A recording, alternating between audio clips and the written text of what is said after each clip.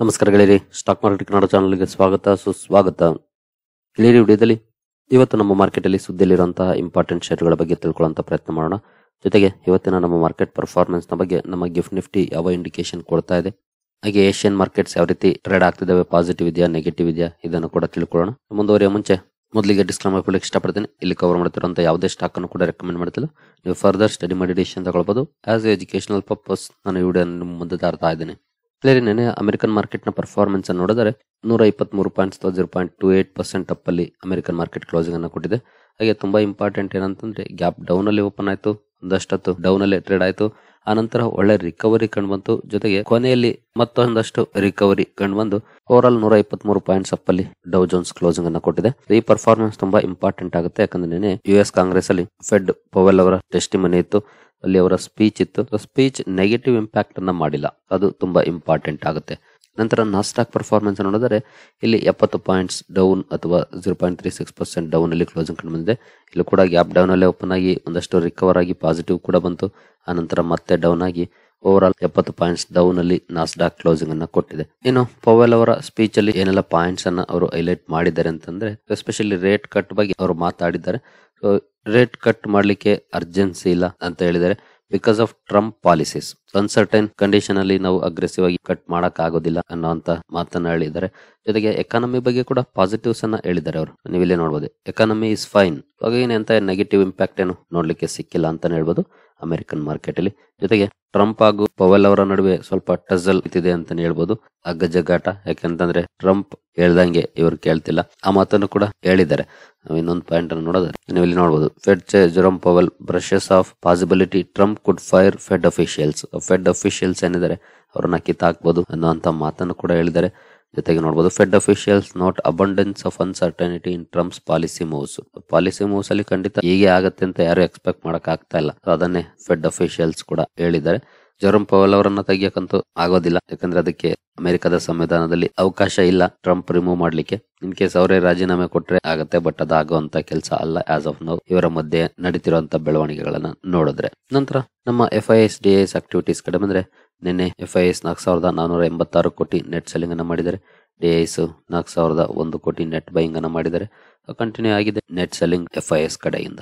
ಏನು ನಿಮ್ಗೆಲ್ರಿಗೂ ಗೊತ್ತಿರಬಹುದು, ಇನ್ವೆಸ್ಟ್ ಕರ್ನಾಟಕ ಶುರುವಾಗಿದೆ. ಇಲ್ಲಿ ಹಲವು ಒಪ್ಪಂದಗಳು ಆಗತ್ತೆ. ಬಹುಶಃ 2-3 ದಿನ ಕಂಟಿನ್ಯೂಸ್ ಒಂದಲ್ಲ ಒಂದು ಕಂಪನಿಗಳಿಗೆ ಸಂಬಂಧಪಟ್ಟಂತೆ, ಒಪ್ಪಂದಗಳಿಗೆ ಸಂಬಂಧಪಟ್ಟಂತೆ ಅಪ್ಡೇಟ್ ಗಳು ಬರ್ತಾ ಇರ್ತವೆ. ಇವತ್ತು ಕೂಡ ಒಂದು ಅಪ್ಡೇಟ್ ಬಂದಿದೆ. TVS ಮೋಟಾರ್ಸ್ ಕರ್ನಾಟಕ ಸರ್ಕಾರದ ಜೊತೆ 2,000 ಕೋಟಿ ಇನ್ವೆಸ್ಟ್ ಮಾಡುವಂತ ಒಪ್ಪಂದಕ್ಕೆ ಸಹಿ ಆಗಿದೆ ಮುಂದಿನ 5 ವರ್ಷಗಳಲ್ಲಿ. ಈ ಒಂದು ನ್ಯೂಸ್ ನ ಕಾರಣಕ್ಕೆ TVS ಮೋಟಾರ್ಸ್ ಇವತ್ತು ಸುದ್ದಿಯಲ್ಲಿರುತ್ತೆ. ಸ್ಟಾಕ್ ಅನ್ನ ಅಬ್ಸರ್ವ್ ಮಾಡಬಹುದು, ಯಾವ ರೀತಿಯ ರಿಯಾಕ್ಷನ್ ಮಾರ್ಕೆಟ್ ಅಲ್ಲಿ ನೋಡ್ಲಿಕ್ಕೆ ಸಿಗುತ್ತೆ ಅಂತ.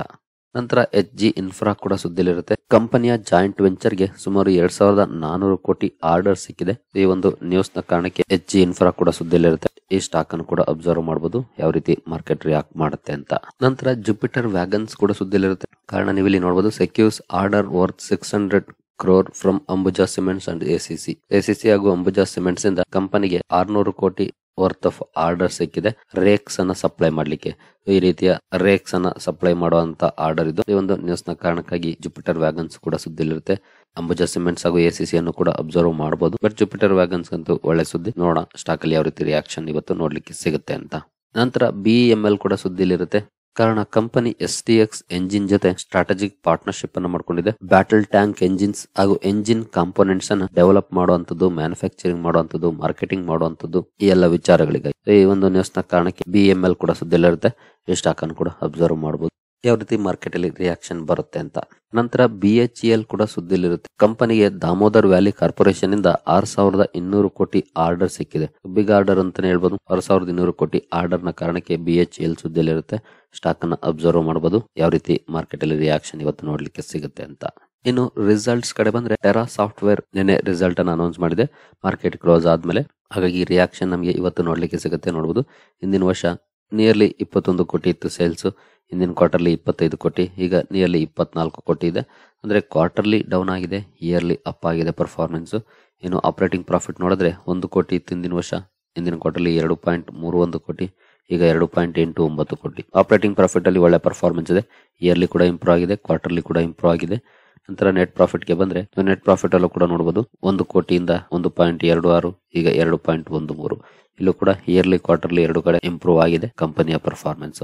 ಸ್ಟಾಕ್ ಅನ್ನು ಅಬ್ಸರ್ವ್ ಮಾಡಬಹುದು ಯಾವ ರೀತಿ ರಿಯಾಕ್ಷನ್ ಬರುತ್ತೆ ಇವತ್ತು ಅಂತ. ಸೇಲ್ಸ್ ವೈಸ್ ಕ್ವಾರ್ಟರ್ಲಿ ಡೌನ್ ಇದೆ, ಇಯರ್ಲಿ ಅಪ್ ಆಗಿದೆ. ಬಟ್ ಆಪರೇಟಿಂಗ್ ಪ್ರಾಫಿಟ್ ಹಾಗೂ ನೆಟ್ ಪ್ರಾಫಿಟ್ ಅಲ್ಲಿ ಇಂಪ್ರೂವ್ಮೆಂಟ್ ಎರಡು ಕಡೆ ನೋಡ್ಲಿಕ್ಕೆ ಸಿಕ್ಕಿದೆ. ನಂತರ ಜೆನ್ಸಾಲ್ ಎಂಜಿನಿಯರಿಂಗ್ ಕೂಡ ರಿಸಲ್ಟ್ ಅನ್ನು ಅನೌನ್ಸ್ ಮಾಡಿದೆ. ಪರ್ಫಾರ್ಮೆನ್ಸ್ ನೋಡಬಹುದು 346 ಇಂದ 345 ಗೆ ಬಂದಿದೆ ಕ್ವಾರ್ಟರ್ಲಿ, ಅಂದ್ರೆ ಫ್ಲಾಟ್ ಪರ್ಫಾರ್ಮೆನ್ಸ್ ನೋಡ್ಲಿಕ್ಕೆ ಸಿಕ್ಕಿದೆ. ಹಾಗೆ ಇಯರ್ಲಿ ನೋಡಿದ್ರೆ 220 ಇತ್ತು, ಇಲ್ಲಿ ಒಳ್ಳೆ ಇಂಪ್ರೂವ್ಮೆಂಟ್ ನೋಡ್ಲಿಕ್ಕೆ ಸಿಕ್ಕಿದೆ. ಇಯರ್ಲಿ ಚೆನ್ನಾಗಿ ಇಂಪ್ರೂವ್ ಆಗಿದೆ, ಕ್ವಾರ್ಟರ್ಲಿ ಸ್ವಲ್ಪ ಡೌನ್ ಇದೆ ಅಥವಾ ಫ್ಲಾಟ್ ಇದೆ. ಆಪರೇಟಿಂಗ್ ಪ್ರಾಫಿಟ್ ಅನ್ನು ನೋಡಿದ್ರೆ ಹಿಂದಿನ ವರ್ಷ 63 ಕೋಟಿ ಇತ್ತು, ಹಿಂದಿನ ಕ್ವಾರ್ಟರ್ಲಿ 107 ಕೋಟಿ, ಈಗ 69 ಕೋಟಿ.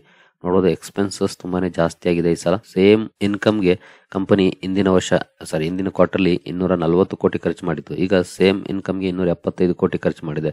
ಅಂದ್ರೆ ಎಕ್ಸ್ಪೆನ್ಸಸ್ ಜಾಸ್ತಿ ಆಗಿರೋದ್ರಿಂದ ಕಂಪನಿ ಆಪರೇಟಿಂಗ್ ಪ್ರಾಫಿಟ್ ಕೂಡ ಡೌನ್ ಆಗಿದೆ. ಇಯರ್ಲಿ ಇಂಪ್ರೂವ್ ಆಗಿದೆ, ಕ್ವಾರ್ಟರ್ಲಿ ಡೌನ್ ಇದೆ. ನಂತರ ನೆಟ್ ಪ್ರಾಫಿಟ್ಗೆ ಬಂದ್ರೆ ಇಲ್ಲೂ ಕೂಡ ನೋಡಬಹುದು 12 ಕೋಟಿ, 23 ಕೋಟಿ, 18 ಕೋಟಿ. ಇಯರ್ಲಿ ಚೆನ್ನಾಗಿದೆ, ಒಳ್ಳೆ ಪರ್ಫಾರ್ಮೆನ್ಸ್ ಇದೆ. ಕ್ವಾರ್ಟರ್ಲಿ ಡೌನ್ ಪರ್ಫಾರ್ಮೆನ್ಸ್ ನೋಡ್ಲಿಕ್ಕೆ ಸಿಕ್ಕಿದೆ ಜೆನ್ಸಾಲ್ ಎಂಜಿನಿಯರಿಂಗ್ ಅಲ್ಲಿ. ಓವರ್ ಆಲ್ ಕ್ವಾರ್ಟರ್ಲಿ ಸ್ವಲ್ಪ ಅಂಡರ್ ಪರ್ಫಾರ್ಮೆನ್ಸ್ ಜೆನ್ಸಾಲ್ ಎಂಜಿನಿಯರಿಂಗ್ ಅಲ್ಲಿ ನೋಡ್ಲಿಕ್ಕೆ ಸಿಕ್ಕಿದೆ. ಸ್ಟಾಕ್ ಅನ್ನು ಅಬ್ಸರ್ವ್ ಮಾಡಬಹುದು ಯಾವ ರೀತಿಯ ರಿಯಾಕ್ಷನ್ ಮಾರ್ಕೆಟ್ ಅಲ್ಲಿ ಬರುತ್ತೆ ಅಂತ. ನಂತರ ಆಫೀಸ್ ಸ್ಪೇಸ್ ಸೊಲ್ಯೂಷನ್ಸ್ ಇತ್ತೀಚೆಗೆ ಲಿಸ್ಟ್ ಆಗಿರುವಂತಹ ಕಂಪನಿ. ಪರ್ಫಾರ್ಮೆನ್ಸ್ ನೋಡಬಹುದು 221 ರಿಂದ 292, ಈಗ 318. ಇಯರ್ಲಿ ಕ್ವಾರ್ಟರ್ಲಿ ಇಂಪ್ರೂವ್ ಆಗಿದೆ ಸೇಲ್ಸ್ ಅಲ್ಲಿ. ಇನ್ನು ಆಪರೇಟಿಂಗ್ ಪ್ರಾಫಿಟ್ ಅಲ್ಲಿ 67, 100, 107 ಇಲ್ಲೂ ಕೂಡ ಇಂಪ್ರೂವ್ಮೆಂಟ್ ನೋಡ್ಲಿಕ್ಕೆ ಸಿಕ್ಕಿದೆ. ನೆಟ್ ಪ್ರಾಫಿಟ್ ಅಲ್ಲಿ ಹಿಂದಿನ ವರ್ಷ ಮೈನಸ್ ಇತ್ತು, ಅಂದ್ರೆ ಲಾಸ್ ಅಲ್ಲಿ ಇತ್ತು ಕಂಪನಿ. ಹಿಂದಿನ ಕ್ವಾರ್ಟರ್ಲಿ 39 ಕೋಟಿ, ಈಗ 15 ಕೋಟಿ ಆಗಿದೆ. Net profit wise quarterly down performance ಇದೆ. ಅದಕ್ಕೆ ಕಾರಣವನ್ನು ನಾವು ನೋಡಿದ್ರೆ ಹಿಂದಿನ ಕ್ವಾರ್ಟರ್ಲಿ 34 ಕೋಟಿ ಅದರ್ ಇನ್ಕಮ್ ಆಡ್ ಆಗಿತ್ತು, ಹಾಗಾಗಿ ಕಂಪನಿಯ ಪ್ರಾಫಿಟ್ ಜಾಸ್ತಿ ಇತ್ತು. ಇನ್ ಕೇಸ್ ಆ 34 ಕೋಟಿ ಲೆಸ್ ಮಾಡಿದ್ರೆ ಕಡಿಮೆ ಆಗುತ್ತೆ ಕಂಪನಿಯ ನೆಟ್ ಪ್ರಾಫಿಟ್. ಅದರ್ ಇನ್ಕಮ್ ನ ಕಾರಣಕ್ಕೆ ನೆಟ್ ಪ್ರಾಫಿಟ್ ಕಳೆದ ಕ್ವಾರ್ಟರ್ಲಿ ಜಾಸ್ತಿ ಇತ್ತು, ಅದನ್ನ ನೀವು ಇಲ್ಲಿ ನೋಡಬಹುದು. ನಂತರ ಶ್ರೀ ರೇಣುಕಾ ಶುಗರ್ಸ್ ಕೂಡ ರಿಸಲ್ಟ್ ಅನ್ನು ಅನೌನ್ಸ್ ಮಾಡಿದೆ. ಪರ್ಫಾರ್ಮೆನ್ಸ್ ನೋಡಬಹುದು 3055 ರಿಂದ 2600 ಡೌನ್ ಆಗಿದೆ ಸೇಲ್ಸ್ ಅಲ್ಲಿ. ಇಯರ್ಲಿ ಡೌನ್ ಇದೆ, ಕ್ವಾರ್ಟರ್ಲಿ ಸ್ಲೈಟ್ಲಿ ಅಪ್ ಆಗಿದೆ, ತುಂಬಾ ಬಿಗ್ ಡಿಫರೆನ್ಸ್ ಏನಲ್ಲ, ಸ್ಲೈಟ್ಲಿ ಅಪ್ ಆಗಿದೆ. ಬಟ್ ಆಪರೇಟಿಂಗ್ ಪ್ರಾಫಿಟ್ ಗೆ ಬಂದ್ರೆ ಎರಡು ಕಡೆ ಪೂರ್ ಪರ್ಫಾರ್ಮೆನ್ಸ್ ಅಂತ ಹೇಳ್ಬೋದು. ಯಾಕಂದ್ರೆ ಲಾಸ್ ಹೋಗಿದೆ ಕಂಪನಿ, ಇನ್ಕಮ್ ಗಿಂತ ಜಾಸ್ತಿ ಎಕ್ಸ್ಪೆನ್ಸಸ್ ಆಗಿದೆ ಈ ಸಲ, ಹಾಗಾಗಿ ಲಾಸ್ ಹೋಗಿದೆ. ಇನ್ನು ನೆಟ್ ಪ್ರಾಫಿಟ್ ಅನ್ನು ನೋಡಿದರೆ ಇಲ್ಲೂ ಕೂಡ ನೋಡಬಹುದು ಕಂಟಿನ್ಯೂಸ್ ಲಾಸ್ ಅಲ್ಲೇ ಇದೆ ಕಂಪನಿ. ಬಟ್ ಆ ಲಾಸ್ ಈ ಸಲ ಇನ್ನೂ ಜಾಸ್ತಿ ಆಗಿದೆ. ಕಳೆದ ಕ್ವಾರ್ಟರ್ಲಿ ಕಡಿಮೆ ಇತ್ತು, ಈ ಸಲ ಇನ್ನೂ ಜಾಸ್ತಿ ಆಗಿದೆ ನೋಡಬಹುದು. ಪೂರ್ ಪರ್ಫಾರ್ಮೆನ್ಸ್ ರೇಣುಕಾ ಶುಗರ್ಸ್ ಅಲ್ಲಿ ನೋಡ್ಲಿಕ್ಕೆ ಸಿಕ್ಕಿದೆ. ನಂತರ ಸೈಲ್ ಅಥವಾ steel authority of India limited performance ನೋಡಬಹುದು. ಕ್ವಾರ್ಟರ್ಲಿ ಡೌನ್ ಇದೆ, ಇಯರ್ಲಿ ಅಪ್ ಆಗಿದೆ. ಪರ್ಫಾರ್ಮೆನ್ಸ್ 23,300 ರಿಂದ 24,490 ಹೋಗಿದೆ. ಏನು ಆಪರೇಟಿಂಗ್ ಪ್ರಾಫಿಟ್ ಅನ್ನು ನೋಡಿದ್ರೆ ಇಲ್ಲಿ ಎರಡು ಕಡೆ ಡೌನ್ ಪರ್ಫಾರ್ಮೆನ್ಸ್ ಇದೆ ನೋಡಬಹುದು. ಇಯರ್ಲಿ ಆಗ್ಬೋದು ಅಥವಾ ಕ್ವಾರ್ಟರ್ಲಿ ಆಗ್ಬೋದು, ಎರಡು ಕಡೆ ಡೌನ್ ಇದೆ. ಇನ್ನು ನೆಟ್ ಪ್ರಾಫಿಟ್ ಗೆ ಬಂದ್ರೆ ಇಲ್ಲೂ ಅಷ್ಟೇ 423, 897, 142 ಇಲ್ಲೂ ಕೂಡ ಕ್ವಾರ್ಟರ್ಲಿ ಇಯರ್ಲಿ ಎರಡು ಕಡೆ ಡೌನ್ ಪರ್ಫಾರ್ಮೆನ್ಸ್ ನೋಡ್ಲಿಕ್ಕೆ ಸಿಕ್ಕಿದೆ ನೆಟ್ ಪ್ರಾಫಿಟ್ ಅಲ್ಲಿ ಸೈಲ್ ಅಲ್ಲಿ. ನಂತರ ಆಸ್ಟ್ರಾಜೆನೆಕಾ ಫಾರ್ಮಾ ಪರ್ಫಾರ್ಮೆನ್ಸ್ ನೋಡಬಹುದು. ಸೇಲ್ಸ್ ಅಲ್ಲಿ 306, 408, 440. ಇಯರ್ಲಿ ಕ್ವಾರ್ಟರ್ಲಿ ಎರಡು ಕಡೆ ಇಂಪ್ರೂವ್ ಆಗಿದೆ. ಆಪರೇಟಿಂಗ್ ಪ್ರಾಫಿಟ್ ಗೆ ಬಂದ್ರೆ 15, 53, 77 ಇಲ್ಲೂ ಕೂಡ ಇಯರ್ಲಿ ಕ್ವಾರ್ಟರ್ಲಿ ಇಂಪ್ರೂವ್ ಆಗಿದೆ. ನೆಟ್ ಪ್ರಾಫಿಟ್ ಗೆ ಬಂದ್ರೆ 16, 38, 31. ನೆಟ್ ಪ್ರಾಫಿಟ್ ಅಲ್ಲಿ ಇಯರ್ಲಿ ಚೆನ್ನಾಗಿ ಇಂಪ್ರೂವ್ ಆಗಿದೆ, ಕ್ವಾರ್ಟರ್ಲಿ ಸ್ವಲ್ಪ ಡೌನ್ ಫಾಲ್ ನೋಡ್ಲಿಕ್ಕೆ ಸಿಕ್ಕಿದೆ ಆಸ್ಟ್ರಾಜೆನೆಕಾ ಫಾರ್ಮಾದಲ್ಲಿ. ನಂತರ ಬಜಾಜ್ ಹೆಲ್ತ್ ಕೇರ್ ನ ರಿಸಲ್ಟ್ ಕೂಡ ಅನೌನ್ಸ್ ಆಗಿದೆ. ಪರ್ಫಾರ್ಮೆನ್ಸ್ ನೋಡಬಹುದು 109, 133, 123. ಕ್ವಾರ್ಟರ್ಲಿ ಡೌನ್ ಇದೆ, ಇಯರ್ಲಿ ಅಪ್ ಆಗಿದೆ ಸೇಲ್ಸ್ ಅಲ್ಲಿ. ಇನ್ನು ಆಪರೇಟಿಂಗ್ ಪ್ರಾಫಿಟ್ 20, 25, 22 ಇಲ್ಲೂ ಕೂಡ ಅಷ್ಟೇ quarterly down, yearly up. Net profit -2 ಕೋಟಿ, ಅಂದ್ರೆ ಲಾಸ್ಟ್ ಕ್ವಾರ್ಟರ್ಲಿ 9, ಈಗ 12. ಇಯರ್ಲಿ ಕ್ವಾರ್ಟರ್ಲಿ ಎರಡು ಕಡೆ ಒಳ್ಳೆ ಪರ್ಫಾರ್ಮೆನ್ಸ್ ನೋಡ್ಲಿಕ್ಕೆ ಸಿಕ್ಕಿದೆ ಬಜಾಜ್ ಹೆಲ್ತ್ ಕೇರ್ ಅಲ್ಲಿ. ಇನ್ನು ಯಶೋ ಇಂಡಸ್ಟ್ರೀಸ್ ಕೂಡ ರಿಸಲ್ಟ್ ಅನೌನ್ಸ್ ಮಾಡಿದೆ. ಕೆಮಿಕಲ್ ಸೆಕ್ಟರ್ ಅಲ್ಲಿ ಕೆಲಸ ಮಾಡುವಂತ ಕಂಪನಿಯ ನಂಬರ್ಸ್ ಅನ್ನು ನೋಡಿದರೆ ಹಿಂದಿನ ವರ್ಷ ನೋಡಬಹುದು 129, 159, 150. ಇಯರ್ಲಿ ಇಂಪ್ರೂವ್ ಆಗಿದೆ, ಕ್ವಾರ್ಟರ್ಲಿ ಸ್ವಲ್ಪ ಡೌನ್ ಇದೆ. ನಂತರ ಆಪರೇಟಿಂಗ್ ಪ್ರಾಫಿಟ್ ಅಲ್ಲಿ 23, 25, 26 ಇಲ್ಲಿ ಇಯರ್ಲಿ ಕ್ವಾರ್ಟರ್ಲಿ ಇಂಪ್ರೂವ್ ಆಗಿದೆ ಪರ್ಫಾರ್ಮೆನ್ಸ್. ಇನ್ನು ನೆಟ್ ಪ್ರಾಫಿಟ್ ಗೆ ಬಂದ್ರೆ nearly 15, 2, -0.94. Yearly quarterly poor performance ನೋಡ್ಲಿಕ್ಕೆ ಸಿಕ್ಕಿದೆ ನೆಟ್ ಪ್ರಾಫಿಟ್ ವೈಸ್. ಅದರಲ್ಲೂ ಕಂಪನಿ ಪ್ರಾಫಿಟ್ ಇಂದ ಲಾಸ್ ಹೋಗಿದೆ. ಆಪರೇಟಿಂಗ್ ಪ್ರಾಫಿಟ್ ಅಲ್ಲಿ ಒಳ್ಳೆ ಪರ್ಫಾರ್ಮೆನ್ಸ್ ಇದೆ, ಬಟ್ ಡೆಪ್ರಿಸಿಯೇಷನ್, ಇಂಟ್ರೆಸ್ಟ್ ಪೇಮೆಂಟ್ ಎಲ್ಲ ಆದ್ಮೇಲೆ ನೆಗೆಟಿವ್ ಆಗಿದೆ ಕಂಪನಿಯ ನಂಬರ್ಸ್. ಸ್ವಲ್ಪ ಅಂಡರ್ ಪರ್ಫಾರ್ಮೆನ್ಸ್ ಅನ್ನ ಯಶೋ ಇಂಡಸ್ಟ್ರೀಸ್ ಮಾಡಿದೆ Q3 ನಲ್ಲಿ. ನಂತರ IRCTC ಕೂಡ ರಿಸಲ್ಟ್ ಅನ್ನ ಅನೌನ್ಸ್ ಮಾಡಿದೆ ನಿನ್ನೆ. ಪರ್ಫಾರ್ಮೆನ್ಸ್ ನೋಡಬಹುದು 1118, 1064, 1225. ಇಯರ್ಲಿ ಕೂಡ ಇಂಪ್ರೂವ್ ಆಗಿದೆ, ಕ್ವಾರ್ಟರ್ಲಿ ಕೂಡ ಇಂಪ್ರೂವ್ ಆಗಿದೆ. ನೆಟ್ ಪ್ರಾಫಿಟ್ ಆಪರೇಟಿಂಗ್ ಪ್ರಾಫಿಟ್ ನೋಡಿದ್ರೆ 394, 373, 417. ಇಯರ್ಲಿ ಇಂಪ್ರೂವ್ ಆಗಿದೆ, ಕ್ವಾರ್ಟರ್ಲಿ ಇಂಪ್ರೂವ್ ಆಗಿದೆ. ನೆಟ್ ಪ್ರಾಫಿಟ್ ಅನ್ನು ನೋಡಿದ್ರೆ 300, 308, 341.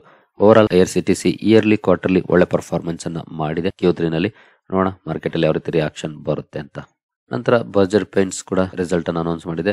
ಆಲ್ಮೋಸ್ಟ್ ಎಲ್ಲ ಪೇಂಟ್ ಸೆಕ್ಟರ್ ನ ಕಂಪನಿಗಳ ತರನೇ ಫ್ಲಾಟಿಶ್ ಪರ್ಫಾರ್ಮೆನ್ಸ್ ಅಥವಾ ಸ್ಲೈಟ್ಲಿ ಇಂಪ್ರೂವ್ಮೆಂಟ್ ಅನ್ನ ಕಂಪನಿ ರಿಪೋರ್ಟ್ ಮಾಡಿದೆ. ನೋಡಬಹುದು 2882, 2775, 2975 ರೆವೆನ್ಯೂ ವೈಸ್ ಸ್ಲೈಟ್ಲಿ ಇಂಪ್ರೂವ್ಮೆಂಟ್ ನೋಡ್ಲಿಕ್ಕೆ ಸಿಕ್ಕಿದೆ. ಹಾಗೆ ಆಪರೇಟಿಂಗ್ ಪ್ರಾಫಿಟ್ ಅಲ್ಲಿ 480, 434, 472 ಇಲ್ಲಿ ಡೌನ್ ಫಾಲ್ ಇದೆ. ಕ್ವಾರ್ಟರ್ಲಿ ಇಂಪ್ರೂವ್ ಆಗಿದೆ, ಇಯರ್ಲಿ ಸ್ವಲ್ಪ ಮಟ್ಟಿಗೆ ಡೌನ್ ಇದೆ. ನೆಟ್ ಪ್ರಾಫಿಟ್ ಗೆ ಬಂದ್ರೆ 300, 270, 296 ಇಲ್ಲೂ ಅಷ್ಟೇ ಕ್ವಾರ್ಟರ್ಲಿ ಇಂಪ್ರೂವ್ಮೆಂಟ್ ಇದೆ, ಇಯರ್ಲಿ ಡೌನ್ ಇದೆ ಪರ್ಫಾರ್ಮೆನ್ಸ್. ಈ ರೀತಿಯ ಪರ್ಫಾರ್ಮೆನ್ಸ್ ಅನ್ನು ಬರ್ಜರ್ ಪೇಂಟ್ಸ್ ಮಾಡಿದೆ. ನಂತರ EID ಪ್ಯಾರಿ ಕೂಡ ರಿಸಲ್ಟ್ ಅನ್ನು ಅನೌನ್ಸ್ ಮಾಡಿದೆ. ನೋಡಬಹುದು ಹಿಂದಿನ ವರ್ಷ 7770, 9330, ಈಗ 8720. ಇಯರ್ಲಿ ಇಂಪ್ರೂವ್ ಆಗಿದೆ, ಕ್ವಾರ್ಟರ್ಲಿ ಡೌನ್ ಇದೆ. ನಂತರ ಆಪರೇಟಿಂಗ್ ಪ್ರಾಫಿಟ್ 412, 959, 694 ಇಲ್ಲೂ ಅಷ್ಟೇ ಇಯರ್ಲಿ ಇಂಪ್ರೂವ್ಮೆಂಟ್ ಇದೆ, ಕ್ವಾರ್ಟರ್ಲಿ ಡೌನ್ ಇದೆ. Net profit 217, 592, 416 quarterly down, yearly improvement ನೋಡ್ಲಿಕ್ಕೆ ಸಿಕ್ಕಿದೆ EID ಪ್ಯಾರಿನಲ್ಲೂ ಕೂಡ. ನಂತರ EIH ಲಿಮಿಟೆಡ್ ಕಂಪನಿಯ ಪರ್ಫಾರ್ಮೆನ್ಸ್ ನೋಡಬಹುದು 741, 589, 800 ಇಯರ್ಲಿ ಕ್ವಾರ್ಟರ್ಲಿ ಇಂಪ್ರೂವ್ ಆಗಿದೆ. ಆಪರೇಟಿಂಗ್ ಪ್ರಾಫಿಟ್ ಅಲ್ಲೂ ಕೂಡ ಪರ್ಫಾರ್ಮೆನ್ಸ್ ನೋಡಬಹುದು 324, 175, 357 ಇಲ್ಲೂ ಕೂಡ ಇಯರ್ಲಿ ಕ್ವಾರ್ಟರ್ಲಿ ಇಂಪ್ರೂವ್ ಆಗಿದೆ. ನೆಟ್ ಪ್ರಾಫಿಟ್ 230, 133, 279 ಇಲ್ಲೂ ಕೂಡ ಒಳ್ಳೆ ಇಂಪ್ರೂವ್ಮೆಂಟ್ ನೋಡ್ಲಿಕ್ಕೆ ಸಿಕ್ಕಿದೆ. ಓವರ್ ಆಲ್ EIH ಲಿಮಿಟೆಡ್ ಚೆನ್ನಾಗಿ ಪರ್ಫಾರ್ಮ್ ಮಾಡಿದೆ Q3 ನಲ್ಲಿ. ನಂತರ EPL ಲಿಮಿಟೆಡ್ ಕೂಡ ರಿಸಲ್ಟ್ ಅನ್ನು ಅನೌನ್ಸ್ ಮಾಡಿದೆ. ಪರ್ಫಾರ್ಮೆನ್ಸ್ ಅನ್ನು ನೋಡಿದರೆ ಇಯರ್ಲಿ ಇಂಪ್ರೂವ್ಮೆಂಟ್ ಇದೆ, ಕ್ವಾರ್ಟರ್ಲಿ ಡೌನ್ ಇದೆ ಪರ್ಫಾರ್ಮೆನ್ಸ್. ಇನ್ನು ಆಪರೇಟಿಂಗ್ ಪ್ರಾಫಿಟ್ ಅಲ್ಲೂ ಕೂಡ ಪರ್ಫಾರ್ಮೆನ್ಸ್ ನೋಡಬಹುದು, ಇಯರ್ಲಿ ಇಂಪ್ರೂವ್ಮೆಂಟ್ ಇದೆ, ಕ್ವಾರ್ಟರ್ಲಿ ಡೌನ್ ಇದೆ. ನೆಟ್ ಪ್ರಾಫಿಟ್ ಇಲ್ಲೂ ಕೂಡ ಪರ್ಫಾರ್ಮೆನ್ಸ್ ನೋಡಬಹುದು 87, 88, 94 ಇಲ್ಲಿ ಇಯರ್ಲಿ ಕ್ವಾರ್ಟರ್ಲಿ ಎರಡು ಕಡೆ ಇಂಪ್ರೂವ್ಮೆಂಟ್ ನೋಡ್ಲಿಕ್ಕೆ ಸಿಕ್ಕಿದೆ ನೆಟ್ ಪ್ರಾಫಿಟ್ ಅಲ್ಲಿ. ಈ ರೀತಿಯ ಪರ್ಫಾರ್ಮೆನ್ಸ್ ಅನ್ನ EPL ಲಿಮಿಟೆಡ್ ಮಾಡಿದೆ. ಇನ್ನು ವೋಡಾಫೋನ್ ಐಡಿಯಾದ ರಿಸಲ್ಟ್ ಕೂಡ ಇವತ್ತು ಅನೌನ್ಸ್ ಆಗಿದೆ. ಪರ್ಫಾರ್ಮೆನ್ಸ್ ನೋಡಬಹುದು ಸೇಲ್ಸ್ ವೈಸ್ 1673, 1900, 11117 ಇಂಪ್ರೂವ್ಮೆಂಟ್ ನೋಡ್ಲಿಕ್ಕೆ ಸಿಕ್ಕಿದೆ. ಒಳ್ಳೆ ಪರ್ಫಾರ್ಮೆನ್ಸ್ ಇದೆ ಸೇಲ್ಸ್ ವೈಸ್. ಆಪರೇಟಿಂಗ್ ಪ್ರಾಫಿಟ್ ಅನ್ನು ನೋಡಿದ್ರೆ 4300, 4500, 4700 ಇಲ್ಲೂ ಕೂಡ ಒಳ್ಳೆ ಪರ್ಫಾರ್ಮೆನ್ಸ್ ನೋಡ್ಲಿಕ್ಕೆ ಸಿಕ್ಕಿದೆ. Net profit as usual negative ಇದೆ. ನೆಗೆಟಿವ್ ಸ್ವಲ್ಪ ಕಡಿಮೆ ಆಗಿದೆ, 6900 ಕೋಟಿ ಇತ್ತು ಲಾಸ್ ಹಿಂದಿನ ವರ್ಷ, ಈಗ 6600 ಬಂದಿದೆ. ಹಿಂದಿನ ಕ್ವಾರ್ಟರ್ಲಿ 7100 ಇತ್ತು. ಲಾಸ್ ಸ್ವಲ್ಪ ಕಡಿಮೆ ಆಗಿದೆ, ಅದೇ ಪಾಸಿಟಿವ್ ಪಾಯಿಂಟ್ ಅಂತ ಹೇಳ್ಕೋಬಹುದು ಇದನ್ನ. ಯಾಕಂದ್ರೆ ಇಂಟ್ರೆಸ್ಟ್ ಪೇಮೆಂಟ್ ನೋಡೋದು 5900 ಕೋಟಿ ಇಂಟ್ರೆಸ್ಟ್ ಪೇಮೆಂಟ್ ಇದೆ, ಡೆಪ್ರಿಸಿಯೇಷನ್ 5600 ಕೋಟಿ ಇದೆ. ಕಂಪನಿಯ ಆಪರೇಟಿಂಗ್ ಪ್ರಾಫಿಟ್ ಅಲ್ಲಿ ಪಾಸಿಟಿವ್ ಇದ್ರೂ ಕೂಡ ನೆಟ್ ಪ್ರಾಫಿಟ್ ನೆಗೆಟಿವ್ ಆಯ್ತು ನೋಡಬಹುದು. ಇನ್ನು ರಿಸಲ್ಟ್ಸ್ ಕ್ಯಾಲೆಂಡರ್ ಕಡೆ ಬಂದ್ರೆ ಇವತ್ತು ಮೋರ್ ದನ್ 500 ಕಂಪನೀಸ್ ರಿಸಲ್ಟ್ ಇದೆ. ಖಂಡಿತ ಈ ಲಿಸ್ಟ್ ಅನ್ನಂತೂ ಓದ್ಕೊಂಡು ಹೋಗಕ್ಕಾಗೋದಿಲ್ಲ.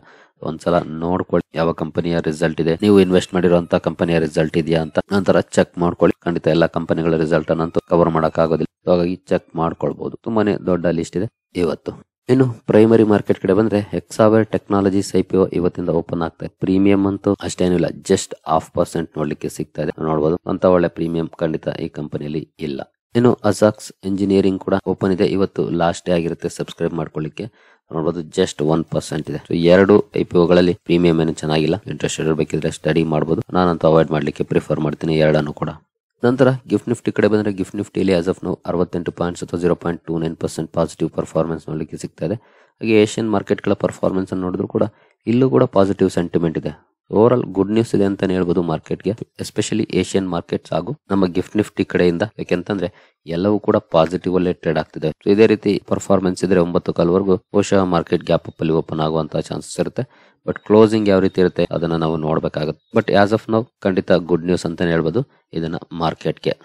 ಸರಿ ಗೆಳೆಯರಿ, ಎಲ್ಲ ಅಪ್ಡೇಟ್ಸ್ ನಿಮಗೆ ಇಷ್ಟ ಆಗಿದೆ ಅಂದ್ಕೊಳ್ತೀನಿ. ಮುಂದಿನ ವಿಡಿಯೋದಲ್ಲಿ ಸಿಗೋಣ. ಅಲ್ಲಿವರೆಗೂ ಜೈ ಹಿಂದ್, ಜೈ ಕರ್ನಾಟಕ.